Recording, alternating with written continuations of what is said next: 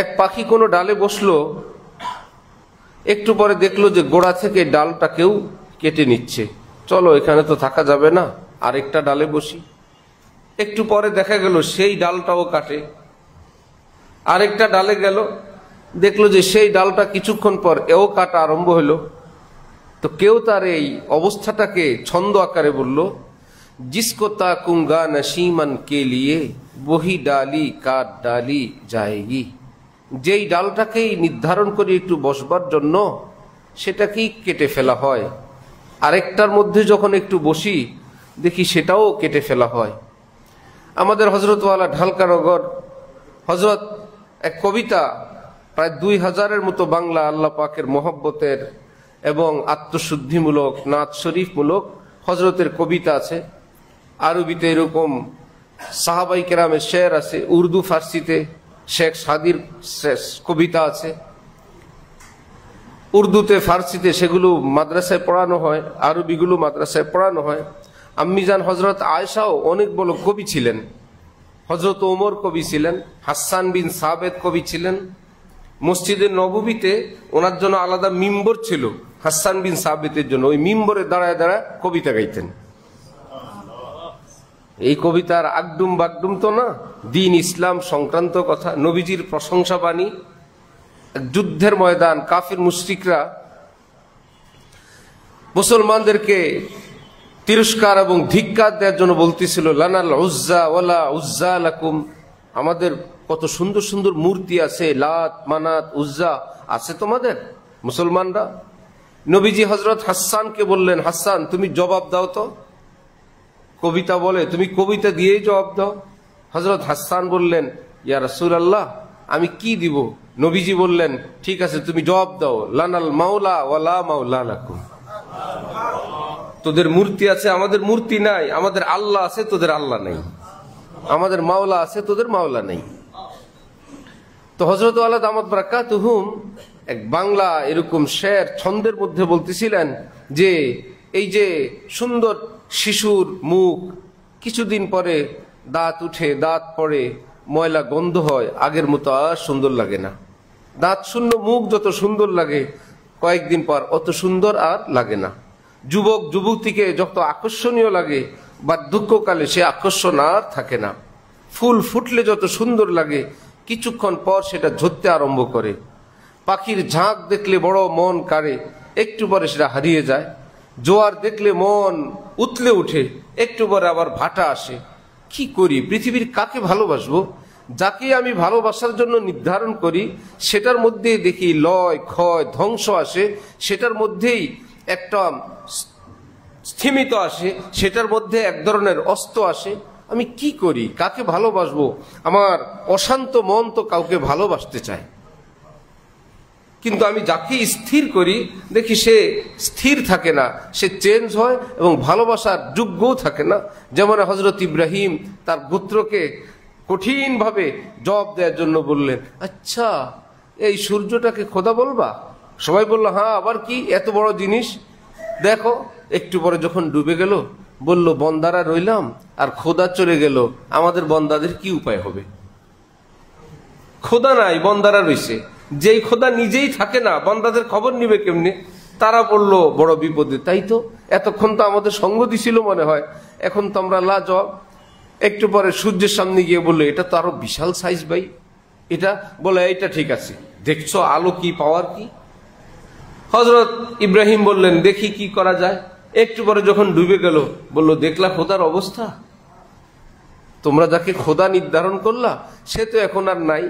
এটা হলো যে মর্দে মোকাবেলকে, দুশ্মনকে প্রচন্ড ভাবে আটকানোর জন্য, পরাজিত করার জন্য একটা বায়না, একটা সিস্টেম, যে কিছুক্ষণ তার সঙ্গ এমন ভাবে দেওয়া তার নীতিমালার উপরেই যেন সে আটকা পড়ে যায়, তার কথায় সে আটকা পড়ে যায়।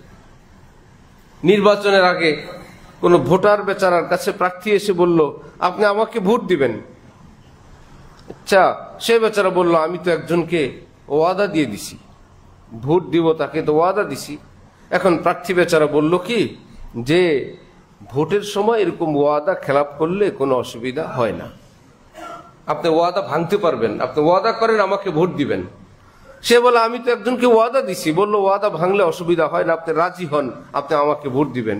তো বললো ঠিক আছে, ওয়াদা ভাঙলে যদি অসুবিধা না হয় তো আপনারে ওয়াদা দিলাম, কারণ ওয়াদা ভাঙলে যে কোনো সমস্যা নাই, এই ওয়াজ তো আমি করি নাই, আপনি করছেন। তো তার কথা দিয়ে তাকে আটকানো, যে আপনি তো বলছেন এরকম। হযরত আশরাফ আলী থানভী রহমতুল্লাহি আলাইহির বাসায় কোন দরবেশ আসছে, ভাবখানা এরকম যে মানে তিনি অলিয়া উলিয়া এরকম কিছু। শয়তান ছালাগাই দিয়ে জটমট দিয়ে হাঁটে। হযরত থানভীর ঘরে এসে আওয়াজ দিলেন। হযরত থানভী খুব বিরক্ত হয়েছেন, কি এখানে কি? সে বেচারা বলল, মানে আপনি আমাকে কোনো মূল্যায়ন করেন না, আমি তো কোনো গাউস আবদালও তো হইতে পারি, বলা যায়। এইবার তার কথা দিয়েই তাকে হযরত থানভী বললেন, আমিও তো এরকম কিছু হইতে পারি, তুমি যেরকম কিছু একটা হইতে পারো, আমার ভয় পাওয়া উচিত তোমাকে। তো তোমার কথা অনুযায়ী আমি কি কিছু হইতে পারি না? তোমারও তো একটু ভয় থাকা উচিত যে যার দরবার ঘরে আসছি তিনিও তো গাউস আবদাল হইতে পারেন। সে বেচারা ভাবছে, বাবারে আমার কথা দিয়েই আমারে শেষ করলো। তো একটু ফুলকে ভালোবাসবো, একটু কদিন পরে ফুলের পাপড়িগুলো ঝরে গেল। আহা, এত সুন্দর শিশু, তার দাঁত বিহীন মুখ এত সুন্দর, কদিন পরে দাঁত উঠে পড়ে, গন্ধ। ছোট্টবেলায় না ব্রাশ লাগে না মেসওয়াক লাগে, সবটা মিলে ঘ্রাণ সুন্দর লাগে। সুবহানাল্লাহ। ব্রাশও নাই, মেসওয়াকও নাই, তারপরও এই নিষ্পাপ মাসুমের মুখের ঘ্রাণ পচা পচা লাগে না ভালো লাগে? জীবনে মেসওয়াক করাইছেন বাবুরে? ব্রাশ করাইছেন? কে করায় তাহলে? সুবহানাল্লাহ।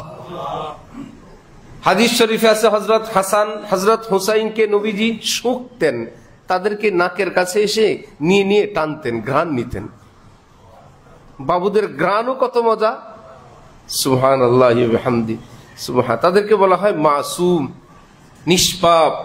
এজন্য আল্লাহওয়ালা বুজুর্গানি দিন বলেন, যদি কোনো এলাকায় খাঁটি কোনো আল্লাহওয়ালা একদমই পাওয়ার কোনো ব্যবস্থা নাই, কই যাবা? এক কাজ করো, দুষ্টু দুরাচার, অসভ্য, নেশাখোর, মিথ্যুক, গীবতকারীদের সঙ্গে না থেকে ঘরে কোনো শিশু থাকলে ওই মাসুমের সাথে থাকো, তার খেদমত করো, তার সেবা যত্ন করো, তবুও তুমি একজন নিষ্পাপ মাসুমের সাথে থাকলা, পাপিষ্টের সাথে থাকো নাই। তো হযরত আলা দামাত বারাকাতুহুম বলেন যে, বলো না কোন বা প্রেমে জ্বলি। হে বন্ধুরা, আমার তো কাউকে ভালোবাসতে ইচ্ছে করে, কিন্তু আমি যাকে বাসতে চাই সে তো থাকে না। কোমর ঝুঁককে মিসলে কামানি হুই, কই না না হুয়া, কই নানি হুই। যে একদম কোমর বাঁকায়, একজনের নাম নানা আর একজনের নাম নামি।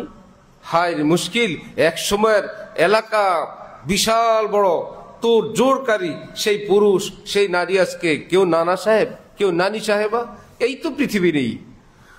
এবার বলে, হ্যাঁ সন্ধান পাইলাম, এশকে বা মুর্দানা বা সাত পায়দার, এশকেরা বা হাইয়ু বা কাইয়ুম দার। বন্ধুরা, এই ধ্বংসশীল, লয়শীল, ক্ষয়শীল পৃথিবীর যাকেই তুমি তোমার ভালোবাসার জন্য টার্গেট করবা, সেটাই 2 দিন আগে কিংবা পরে ধ্বংস হবে। কুল্লু মান আলাইহা ফান।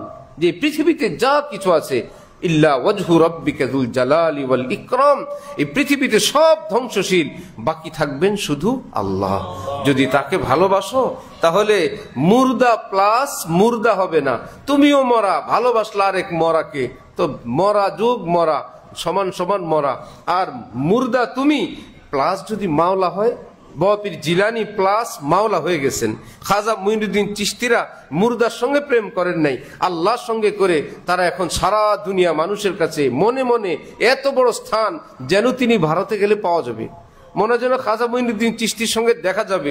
আহা, 100 বছর 1000 বছর আগের মানুষ মনে হয় যেন এখনো জীবিত। এক ইংরেজ ভারতে এসে সে বিদায় নেওয়ার সময় সে বই লিখছে যে, আমি সারা পৃথিবী ভ্রমণ করলাম, ভারতে গিয়ে এক ভিন্ন দৃশ্য দেখলাম। সেখানে মুসলমানদের এক লিডার থাকেন কবরে, মাটির নিচে রাজত্ব করেন, মাটির উপরে, মাটির নিচে থেকে মাটির উপরে রাজত্ব করেন। তারপরে সেই ইংরেজ লিখছে, সেই মুসলিম নেতার নাম খাজা মুঈনুদ্দিন চিশতি রহমতুল্লাহ আলাইহি। সুবহানাল্লাহ। কিসের বলে সেটা?